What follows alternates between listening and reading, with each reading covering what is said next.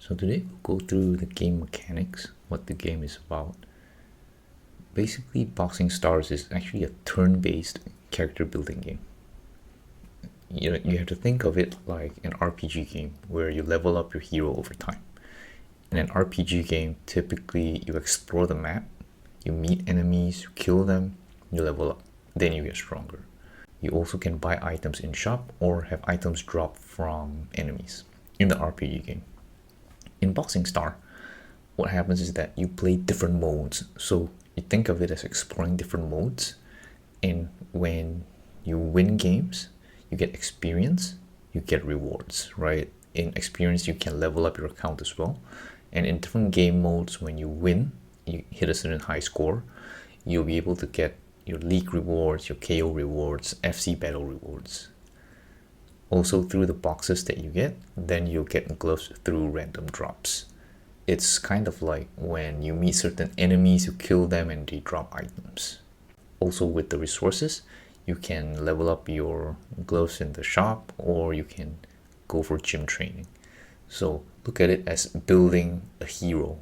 When I first started, I had this notion that it was PvP, like there was a real life player there. So it isn't. In every match, you're fighting against an AI, and that opponent exists. Like the AI will take his gear, equip the same, have the same levels, but it's the AI that's controlling the opponent's boxer, right? It's not a real life player there. So as a result, what this means is that each match can actually be viewed as a turn-based game, mostly. Okay, you can think of it as turn one. You start with one punch, and the ending turn will be that the enemy can either get hit, he can dodge successfully, he can block. Now the enemy hits you back. Then you can dodge, you could get hit, you can block. The implications of this is it's only 20% skill and 80% goes down to your gear item levels. And because you need to either spend time to upgrade your gear or you need money to buy your gear, it really mostly comes down to gear or item levels. So it's really about character building. Think of it in an extremely unfair matchup. You can be the most skilled player, but if you only have maybe 100 to 300,000 HP, you make a mistake and you'll be knocked down. So skill does matter, but not to the degree that most people will think. In this tutorial, we'll cover how to build your fighter for offense. Now, a distinction is that when you are in the game, you have the game opened up and you're playing a mode searching for opponents, you are on the offense. Remember that this has nothing to do with the gloves used for offense or protective gear for defense. We're talking about you searching for a game, actively playing, you are on the offense. You're on the defense when you don't do anything and get attacked. So this will be either in league or FC battle. Again, we're covering how to build for offense. Now when we talk about one turn, we can look at it and say, okay, one attack, one response. So if the opponent throws a hook and you dodge successfully, your response is the dodge. One match can be viewed just as two people trading hits. Player A punches and player B responds. Whether they could get hit, they could dodge, they could block and just take some damage. How you win is by dealing more damage than the opponent. That's one.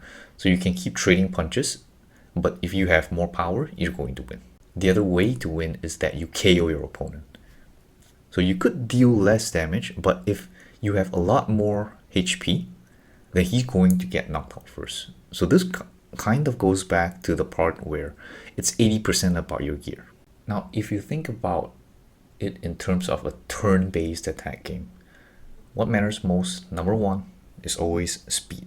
If you can't land your punch, he never gets hit. He can win you with even one jab. Number two is power, because obviously you need enough power to deal more damage. Either that, or you deal enough power, you knock him out. Then number three is full speed down. So if you can successfully hit him and never get hit, you definitely win. This is the ideal situation. Now what about punch types? You see a lot of punch types in game, and the number one punch type is definitely uppercut. because they deal the most damage, which is what you need to score high or finish opponents fast. This allows you to get the best rewards. Then is hook and jab. Now, if you're listening to this tutorial, you're probably quite new, so avoid using jabs completely. It's only meant for defense and has very specific or limited uses. Every fighter must either specialize in one punch type, which is upper or hook. We do have hybrids, but this would be a separate topic.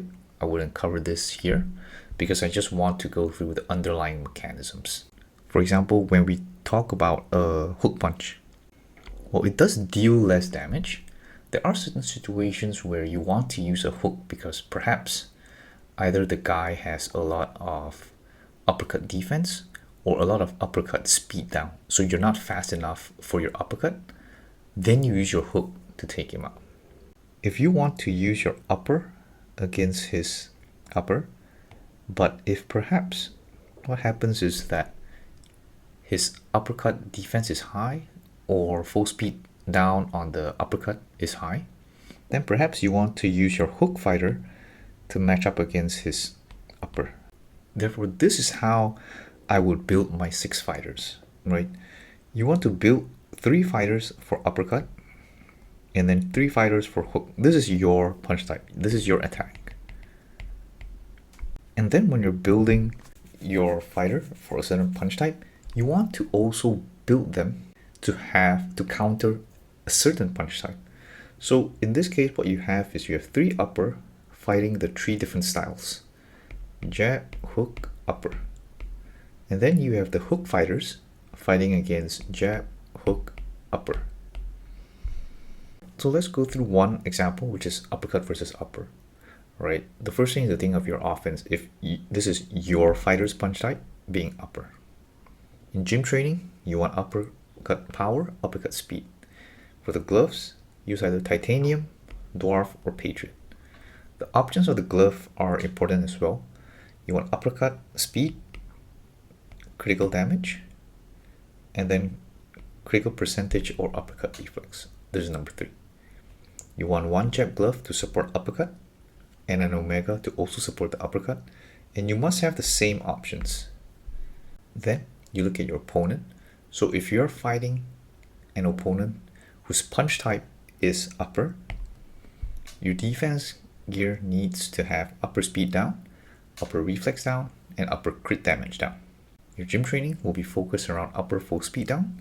Other stats, HP is useful, which you're bound to get hit. You want to get defense, and then reflex down will be last.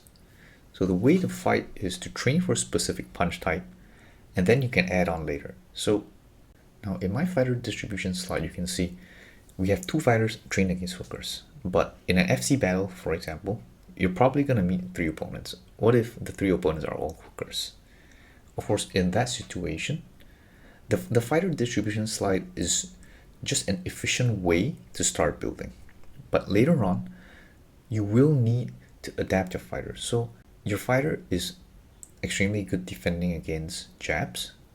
Later, you can modify him to also fight against hook. So let me go back a few slides. So now let's go back to this slide. In FC battle, what if you meet 3 hookers? You have 2 characters built to fight hook, right? You can fight hook here, fight hook here.